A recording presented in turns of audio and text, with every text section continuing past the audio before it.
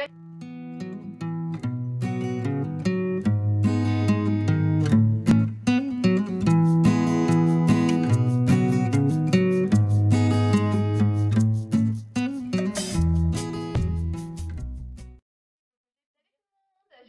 que vous allez bien, que vous passez une super journée. Aujourd'hui, je vous retrouve pour une nouvelle vidéo.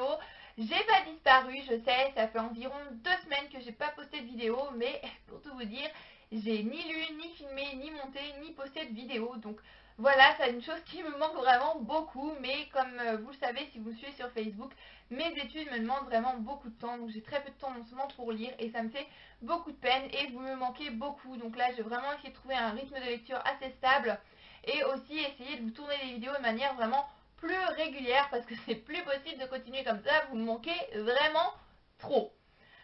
Donc aujourd'hui j'ai choisi de vous faire un top 5 pour cette petite reprise, on va dire, qui sera le top 5 de mes auteurs favoris. Alors on commence tout de suite avec une auteure qui, si vous me suivez, je pense que vous savez que c'est l'une de mes auteurs chouchoutes, on va dire, une auteure que j'aime vraiment beaucoup. Il s'agit de Anna Gavalda. Donc Anna Gavalda, c'est une auteure que j'aime beaucoup pour son style d'écriture qui est vraiment très simple, très fluide, c'est du langage vraiment de tous les jours, on va dire. Parfois c'est même un petit peu vulgaire, faut dire ce qu'il en est. Il y a toujours des personnages qui ont une manière de parler assez franche, assez nette, et ça c'est une chose que j'aime beaucoup dans ses romans. Et je trouve que ça amène vraiment des réflexions sur la vie dans son ensemble, sur la vie en général. Et concernant les romans que je peux vous conseiller de cet auteur, donc j'en ai lu pas mal pour le moment, mais s'il y en a un et un seul qui doit être mon préféré, ce sera Ensemble c'est tout, donc je mets une image juste ici, qui est un roman que j'ai vraiment beaucoup aimé. C'est le premier roman que j'ai lu de cet auteur, ça a été vraiment une super découverte. Ensuite j'en ai lu d'autres, certains ont été un petit peu plus des déceptions, notamment J'aimerais que quelqu'un m'attende quelque part, qui est un recueil de nouvelles que je n'ai pas du tout aimé pour ma part. J'avais une impression que ces nouvelles n'étaient pas terminées, que c'était du bâclé. Donc ça c'est un sentiment qui m'a beaucoup dérangée, mais si vous devez lire un livre de cet auteur pour commencer, commencez Ensemble c'est tout, c'est vraiment un livre magnifique, c'est une pépite, ce livre-là je l'adore, je pense que ça rentre dans mes livres préférés de tous les livres que j'ai pu lire, et le film aussi, si vous pouvez le voir après, qui a été adapté donc avec Guillaume Canet, est vraiment juste génial aussi, c'est un ensemble, le film et le livre, que je ne peux que vous recommander et que j'aime vraiment beaucoup. Ensuite, la seconde auteure, il s'agit de Cecilia Ahern, qui est une auteure irlandaise que j'aime beaucoup également. Donc là, on est un petit peu dans un autre style, on va dire. C'est plus de la chick lit, du sentimental, avec une touche de surnaturel, une touche de magie. Et c'est des romans qui tous m'ont beaucoup touché. C'est une auteure que j'aime beaucoup pour sa plume, que j'aime beaucoup pour ce qu'elle me transmet. Donc pour le moment, il me semble que j'ai lu tous les livres que cet auteur a pu écrire, mais je les aime vraiment tous.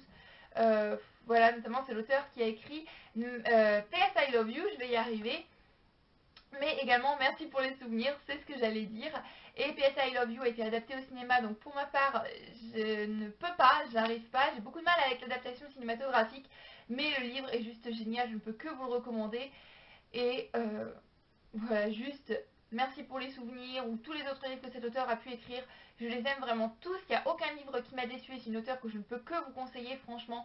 Si vous aimez tout ce qui est chick lit, tout ce qui est un petit peu sentimental, il y a toujours.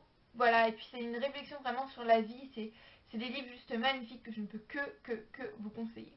Ensuite, la troisième auteure, là on part un petit peu plus dans des romans young adultes, on est un petit peu moins dans la littérature adulte. Donc il s'agit de Mallory Blackman. Donc ça c'est une auteure que j'ai découverte avec le livre Boys Don't Cry, il me semble, que je ne peux que vous recommander, qui est juste génial et qui traite de la monoparentalité et de d'autres thèmes que je ne vais pas aborder avec vous puisque je vous laisse lire ce livre. Mais c'est un livre qui m'avait vraiment touchée, ça m'a mis un coup de poignard dans le cœur et là je me suis dit j'adore cet auteur, j'adore sa plume, franchement c'est juste génial. Et ensuite j'ai commencé sa saga Entre chien et loup. Donc c'est une saga, il me semble en 4 tomes ou 5, je ne sais plus trop, que j'ai vraiment beaucoup aimé. Il y avait de l'action, il y avait du suspense, des super personnages. Cette saga m'a fait pleurer, m'a fait passer vraiment des super moments. C'est une saga que je pourrais relire encore, je pense. La relire d'ailleurs pour me remémorer un peu ça. C'est une saga que je verrais totalement adaptée en film ou en série télé. Elle est juste géniale et voilà, c'est une auteure qui mérite d'être découverte. Si vous ne connaissez pas Mallory Blackman, si vous ne connaissez pas Boys Don't Cry ou la saga Entre chien et loup, franchement, juste foncez. Je n'ai pas lu tous ces livres encore, mais juste la saga et Boys Don't Cry sont juste géniaux. Elle a un style d'écriture à la fois si particulier, je trouve, mais vraiment c'est prenant, ça se lit tout seul, on voit pas les pages passer et une fois qu'on a commencé le livre, on ne peut juste plus le lâcher et ça c'est une chose que j'aime vraiment beaucoup. Ensuite, on va parler d'un auteur, oui voilà, il y a au moins un homme dans ma liste, c'est super. Il s'agit de Carlos Ruiz Zafón, donc là on est dans un autre style totalement. Pour le moment, je n'ai lu que 2 livres de cet auteur, qui est Le cimetière des livres oubliés et L'ombre du vent, il me semble. Donc L'ombre du vent qui était censé être le tome 2 de la saga Cimetière des livres oubliés, mais absolument pas du tout, ça n'a presque aucun rapport, mais il y a un tome 3 qui finalement sera en rapport avec le premier. Enfin bref, tout ça est un petit peu compliqué, mais pour le moment, je n'ai lu que 2 livres de cet auteur, et je dois dire que j'ai vraiment adoré sa plume qui est juste sublime. C'est une plume à la fois pleine de réflexions encore une fois sur la vie, c'est une chose que j'aime beaucoup ça dans les livres, mais c'est aussi plein de poésie, les mots sont mis d'une certaine manière que c'est juste magnifique. C'est un plaisir de lire ces livres, les histoires sont très bien menées, on s'y attend pas. Bon, c'est des pavés, c'est sûr, ça se lit pas en une journée, ça se lit pas en 2 heures, mais franchement c'est juste magnifique, rien que pour la beauté des mots, la beauté des tournures des phrases. C'est un auteur que je peux que vous recommander, qui mérite vraiment le coup d'être découvert, le coup d'être lu, et je trouve qu'on n'entend vraiment pas assez parler sur tout ce qui est YouTube, la blogo, puisque c'est un auteur vraiment génialissime. J'ai pas lu d'autres livres de lui pour l'instant, mais je vais le faire un jour, c'est une obligation, au moins terminer cette saga qui est vraiment géniale. 2 livres que je ne peux que vous recommander et un auteur qui a une superbe plume encore une fois. Ensuite, on part encore complètement dans un autre genre avec une auteure. Il s'agit de Camilla Lagerberg. Donc, pour l'instant, j'ai lu 3 livres de cet auteur. Donc, c'est l'auteur de la saga d'Erika Falk et Patrick Storm. Donc là, on est sur une saga un peu plus policière, même totalement policière.